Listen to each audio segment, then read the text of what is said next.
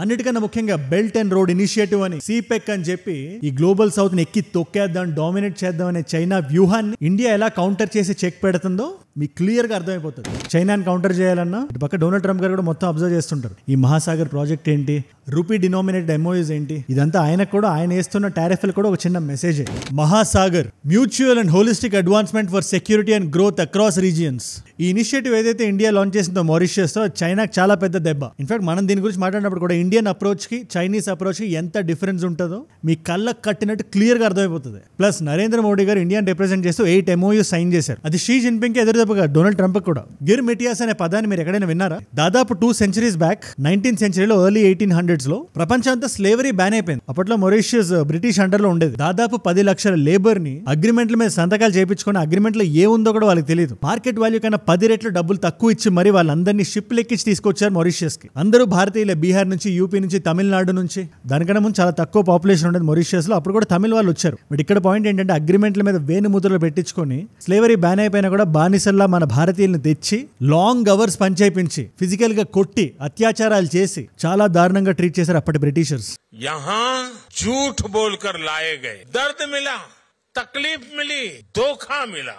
Ship ఎక్కి Mauritius వెళ్ళిన భారతీయులకి agreement అనే పదం సరిగ్గా పలకడం వచ్చేది కాదు. దాన్ని అగ్రిమెంట్ అనేవాళ్ళు. సో అగ్రిమెంట్ సంతకం చేసిన ప్రతి వాళ్ళని గిర్మిటియాస్ అని పిలిచేవాళ్ళు ఈ బ్రిటిషర్స్. సో కల్చరల్ గా, ఎథనిక్ గా చూసుకుంటే మొరీషియస్ ఇండియన్స్ కి చాలా దగ్గరగా ఉండే కంట్రీ. అది ఒక ఐలాండ్ కంట్రీ, చాలా చిన్న కంట్రీ అయినప్పటికీ వీళ్ళు మన వాళ్ళు అని గుర్తించి 2 centuries గా ఇండియా సపోర్ట్ చేస్తూనే ఉంది. అక్కడ తమిళ్ మాట్లాడేవాళ్ళు, భోజ్పురి మాట్లాడేవాళ్ళు, మన తెలుగు మాట్లాడేవాళ్ళు కూడా చాలా మంది ఉన్నారు. 10 లక్షల మందికి పైగా. అక్కడ ఉండే పాపులేషన్ 68% ఇండియన్ ఆరిజిన్. అంతెందుకు ప్రైమ్ మినిస్టర్ ఉన్నారు ఆయన నవీన్, పూర్తి పేరు నవీన్ రామ్గూలం. ఆయన పూర్వీకులు కూడా బీహార్కి చెందిన వాళ్ళు. ఇలాంటి ఒక చిన్న ఐలాండ్ దేశమైన మారిషియస్ కి ఇండియా ఎక్స్టెండ్ చేస్తున్న సపోర్ట్ చూస్తున్నా, ఇండియా అప్గ్రేడ్ చేసిన ఇనిషియేటివ్ ఈ మహాసాగర్ ఏదైతే ఉందో గ్లోబల్ సౌత్ మొత్తానికి లీడర్ అవ్వాలని చెప్పి అది ఎవ్రీ ఇండియన్ ప్రౌడ్ గా ఫీల్ అవ్వాల్సింది. దాని గురించి వీడియోలో మీకు ఎక్స్ప్లెయిన్ చేద్దాం అనుకుంటున్నా క్లియర్ గా. ప్లస్ ఈ మధ్యన డొనాల్డ్ ట్రంప్ గారు మాట్లాడుతున్న మాటలు, April 2 వరకు ఆయన ఇచ్చిన డెడ్ లైన్, టారిఫ్ కోసం ఆయన పడుతున్న పాటలు, ఇవన్నీ చూస్తుంటే ఇండియా ఇండిపెండెంట్ లీడర్ గా ఎదగాల్సిన అవసరం ఎంతైనా ఉంది. దానికి మహాసాగర్ అనేది ఫస్ట్ స్టెప్. ఆ ఇనిషియేటివ్ ఏంటి, మారిషియస్ కి ఇండియాకు ఉండే సంబంధాలు ఏంటి, కొన్ని సెంచరీస్ గా ఇండియా ఆ దేశానికి ఎలా హెల్ప్ చేస్తూ వచ్చింది, అన్నిటికన్నా ముఖ్యంగా బెల్ట్ అండ్ రోడ్ ఇనిషియేటివ్ అని సిపెక్ అని చెప్పి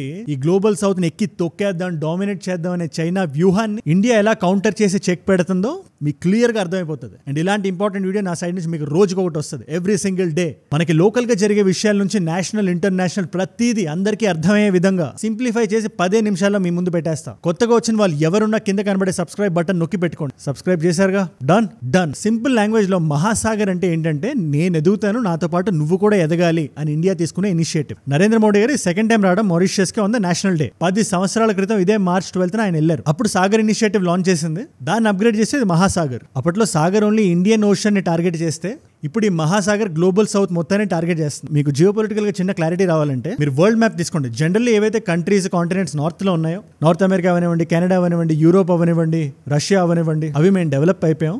యునైటెడ్ నేషన్స్ లో మేమేం చెప్తే అదే చెల్లుతుంది. మా డాలర్కే వాల్యూ ఎక్కువ, మా యూరోకే వాల్యూ ఎక్కువ, వీటిలోనే మేము బిజినెస్ చేస్తాం.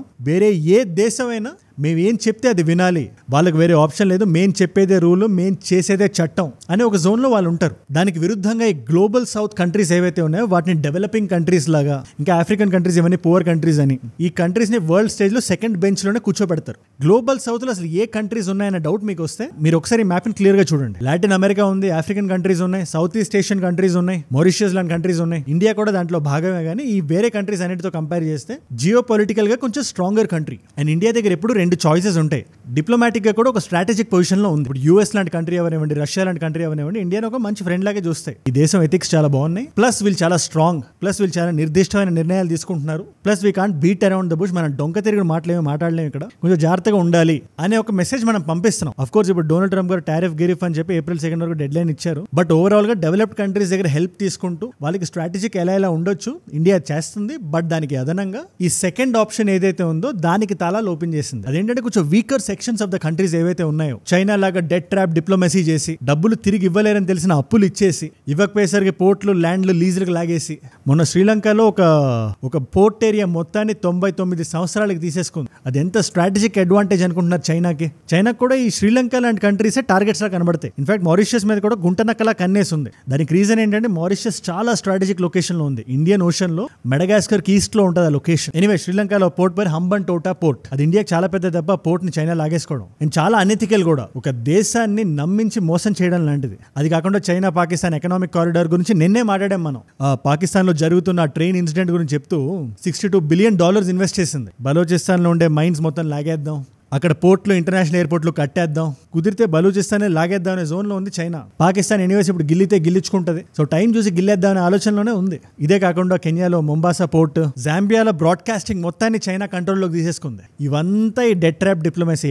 డబ్బులు లేని కంట్రీస్ ఏమున్నాయని గుంటనక్కలా చూడడం, వాటికి ఫ్రీగా డబ్బులు ఆఫర్ చేయడం, అగ్రిమెంట్ల మీద సంతకాలు చేయించుకోవడం, వాళ్ళు తిరిగి ఇవ్వకపోయేసరికి ఆ దేశాన్ని కంట్రోల్లోకి తెచ్చేసుకోవడం, ముఖ్యంగా డబ్బులు ఎక్కడ వస్తాయని చూసుకొని పోర్ట్లో ఎకనామిక్ జోన్లో లాగేయడం. దీనికి prime example China's belt and road initiative. ఈ గ్లోబల్ సౌత్ కంట్రీస్ గురించి మనం మాట్లాడాం కదా. ప్రతి కంట్రీ దగ్గర కొంచెం కంట్రోల్ తెచ్చుకొని ఈ ఏరియా మొత్తంలో ఇండియన్ ఓషన్ మీద ఒక డామినెన్స్ తెచ్చేసుకుందాం అనే ఐడియానే ఇనిషియేటివ్. ఇది 2013లో స్టార్ట్ అయింది. 1 బెల్ట్ 1 రోడ్ అనే నినాదంతో ఏషియాని, ఆఫ్రికాని, యూరోప్ ని కనెక్ట్ చేసేద్దాం. Roads, railways, ports, energy projects ఇవన్నీ పెట్టి చాలా హెవీగా ఇన్వెస్ట్ చేసింది చైనా. చైనా నుండి via central Asia, middle east నుండి యూరోప్ వరకు రోడ్ డైరెక్ట్ గా వేసి దాన్ని సిల్క్ రోడ్ అని పిలిచి సీ ద్వారా కూడా ఆఫ్రికాని కనెక్ట్ చేసేటట్టు, యూరోప్ ని కనెక్ట్ చేసేటట్టు రకరకాల రూట్లు, పోర్ట్లు వేసి స్కెచ్లు వేస్తుంది. సో ఈ రూట్ దారిలో ఉండే పేద దేశాలకి అప్పులు ఇచ్చేసి డెట్ ట్రాప్ డిప్లొమసీలో పెట్టేస్తుంది. ఇప్పుడు దీనికి విరుద్ధంగా మన ఇండియాని చూద్దాం మనం.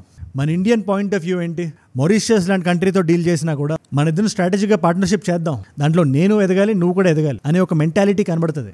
దీంట్లో భాగంగానే మారిషియస్తో మనం 8 MOU సైన్ చేసాం. MOU అంటే memorandum of understanding, local currency settlement system అని. దీంట్లో స్పెషాలిటీ ఏంటంటే for the very first time ఒక డాలర్ డినామినేటెడ్ అగ్రిమెంట్. అంటే దీంట్లో జరిగే ప్రతి ట్రాన్సాక్షన్ రూపాయలోనే జరగాలి, ఆ రూపాయి మన రిజర్వ్ బ్యాంక్ ఆఫ్ ఇండియా నుంచి రావాలి అని. ఇది చాలా ఇంపార్టెంట్ మన రూపీ వాల్యూ పెరగడానికి. అదే కాకుండా వాళ్ళ వాటర్ ఇన్ఫ్రాస్ట్రక్చర్ కి credit facility, diplomatic training collaboration ఒక MOU, white shipping information sharing అని. మారిషియస్ లో కానీ ఇండియాలో కానీ ఎవరైనా ఫైనాన్షియల్ క్రైమ్స్ చేస్తే దానికి సంబంధించిన ఒక అగ్రిమెంట్, MSMEs కి సపోర్ట్ చేయడానికి ఒక agreement, public service training, oceanography training, ఇలా 8 MOUలు సైన్ చేసింది. ప్రతి MOUలో మనం జూమ్ ఇన్ చేస్తే ఒకటే ఉంటుంది, మ్యూచువల్ అండ్ హోలిస్టిక్ బెనిఫిట్. ఇది China way of thinking exact opposite. మన వసుదైవ కుటుంబం కాన్సెప్ట్ అండ్ ప్రపంచం కూడా మొత్తం చూస్తుంటది. ఇవాళ మారిషియస్ లాంటి దేశం హైయెస్ట్ సివిలియన్ అవార్డు ఇచ్చింది నరేంద్ర మోడీ గారు. ఆయన భారతదేశానికి సంబంధించిన మొదటి ప్రైమ్ మినిస్టర్ ఈ అవార్డు తీసుకోవడానికి. అండ్ ఇప్పుడుండే బీజేపీ గవర్నమెంట్ అనే కాదు, మన వాళ్ళని అగ్రిమెంట్ అనే పేరుతో 1830లో తీసుకెళ్లి అక్కడ ఉంచేశారు. అక్కడ ఉండే మనుషులు ఈ నేల నుంచి వచ్చిన వాళ్ళే అనే కృతజ్ఞత మనం 200 సంవత్సరాలుగా చూపిస్తాం. 200 years.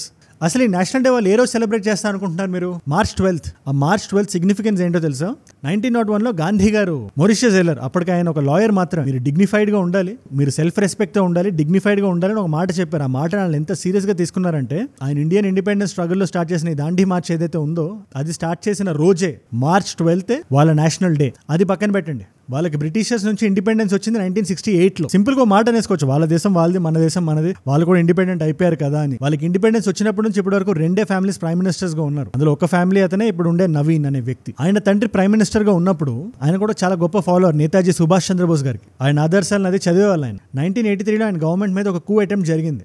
అప్పటి ఇండియన్ ప్రైమ్ మినిస్టర్ ఇందిరాగాంధీ గారు. ఒకవేళ గానీ మిలిటరీ కూ జరిగితే మా ఇండియన్ ట్రూప్స్ మీ నేల మీద దిగుతాయి, వాళ్ళని మీరు తట్టుకోలేరు అని ఒక ఆపరేషన్ కూడా లాంచ్ అయింది, లాల్ డోరో ఆపరేషన్. దానికి భయపడే ఆ కూ అటెంప్ట్ కూడా జరగలేదు. ఇన్ఫాక్ట్ అది ఒక సీక్రెట్ ఆపరేషన్ లో ఉన్న, అఫీషియల్ గా ఇండియన్ గవర్నమెంట్ చెప్పకపోయినా ఆ రూమర్స్ కి భయపడే ఆ కూ అటెంప్ట్ ఇంకా జరగలేదు. వాళ్ళ భద్రత కూడా మా సొంతం అనుకునేది ఇండియా. అండ్ బ్రిటిషర్స్ కూడా వెళ్ళేటప్పుడు సహృదయంతో అయితే వెళ్ళరు కదా, ఏదో ఒక పెంట పెట్టే వెళ్తారు వాళ్ళు. మన ఇండియాలో పార్టీషన్ చేసినట్టు అంత పెద్దది కాకపోయినా ఈ మారిషియస్ లో కూడా ఒక వెరీ స్ట్రాటజిక్ ఐలాండ్ ఉంది వాళ్ళకి, వన్ ఆఫ్ ద ఐలాండ్స్. అది వాళ్ళ హ్యాండ్ ఓవర్ లో ఉంచుకొని వెళ్ళిపోయారు వీళ్ళకి ఇండిపెండెన్స్ ఇచ్చేసి. చాగోస్ ఆర్చిపిలాగో అని, అది లాస్ట్ ఇయర్ వరకు వాళ్ళ కంట్రోల్లోనే ఉండేది. యుఎస్ ట్రూప్స్ ఉండేవి అక్కడ. అంత మంచి లొకేషన్ అది, ఫ్రీగా పెట్టుకొని మంచిగా స్ట్రాటజిక్ లొకేషన్ ఉంటే యుఎస్ పెట్టుకుంటది. సో వాళ్ళు ఫ్రీగా పెట్టుకొని ఉండేవాళ్ళు. ఇండియా ఇంటర్వ్యూన్ అయ్యి ఈ మ్యాటర్ ని UN లో పెట్టి వాళ్ళ నేల వాళ్ళకి వెనక్కి వచ్చేలా చూసింది. ఇది జరిగింది లాస్ట్ ఇయర్ 2024 అక్టోబర్లో. సో అంత ఫ్రెండ్షిప్ ఉంది మనకి మారిషియస్ తో. మోదీ గారు కూడా మాట్లాడినప్పుడు 2 మాటలు అన్నారు. నాకు బాగా నచ్చిన మాట ఏంటంటే, ఈ భారతీయులను ఎలా అయితే బ్రిటిషర్స్ తరలించారో అది కంప్లీట్లీ అన్ఎథికల్ అండ్ బానిసల్లా చూశారు వాళ్ళు. ఆ టైంలో శ్రీరామచంద్రుని మా వాళ్ళకి తోడుగా ఉన్నారు అని అంటూ మనకి ఇప్పుడు free, open and secure Indian ocean రాబోతుంది. దానికి మహాసాగర్ అనేది ఫస్ట్ స్టెప్. यहाँ झूठ बोलकर लाए गए, दर्द मिला, तकलीफ मिली, धोखा मिला, और मुश्किलों के उस दौर में उनका संबल थे भगवान राम. ఈ ఈ ఇనిషియేటివ్ ద్వారా మనం ఏం చేస్తాం? చైనా లాగే రోడ్లు కట్టినా, చైనా లాగే పోర్ట్లు కట్టినా, చైనా లాంటి ఆలోచనలు మనం చేయం. మనం ఎవరికైనా అవసరానికి డబ్బులు ఇస్తే దానికి బదులుగా వాళ్ళ నేలని లాగేసుకోం. వాళ్ళ కష్టాల్లో తోడుగా ఉంటాం, వాళ్ళ ఎదుగుదలకు కారణం అవుతాం. సో ఏ రోడ్డు కట్టినా, ఏ పోర్టు పెట్టినా ఈ మహాసాగర్ లో ఫ్యూచర్ లో జాయిన్ అవ్వబోయే ప్రతి కంట్రీ లాభపడుతుంది. అండ్ ఇది మొత్తం గ్లోబల్ సౌత్ కి ఒక కాల్అవుట్ లాంటిది. రండి మనం కలుద్దాం, కలిసి కడదాం. అది రోడ్లైనా, పోర్ట్లైనా, ఇంటర్నేషనల్ ఎయిర్పోర్ట్లైనా, ఏవైనా మన కరెన్సీతో బిజినెస్ చేద్దాం. అండ్ మీకు మేము తోడుగా ఉంటాం.